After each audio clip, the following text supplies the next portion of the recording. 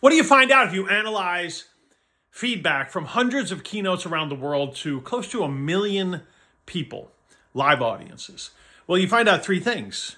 You find out that people that come to conferences, people that come to retreats, leadership retreats, etc., they want three things. They want something to feel, something to remember, and something to do. And if you're missing one of those, it's not as good as it could be. They want something to feel. They want something where they go, and that means you want a keynote speaker who has a depth of emotional connection with their audience. And it's the same thing if you're a CEO speaking to your team. It's the same thing if you're a frontline supervisor in a warehouse or a restaurant. They want something to feel. They want emotional connection, something to remember.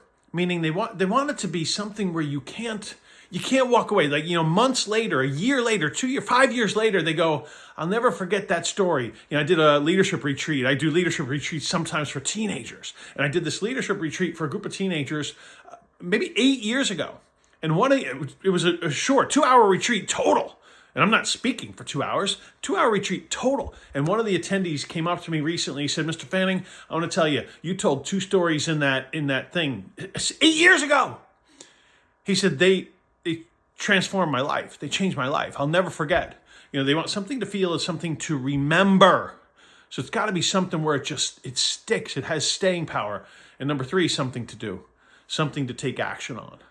And let this be a challenge to you. If you're a communicator, give people something to feel, something to remember, and something to do. Challenge you to next time you're running a meeting, next time you're teaching a class, next time you're coaching a sport, and you're telling people something. Is there something to feel in there?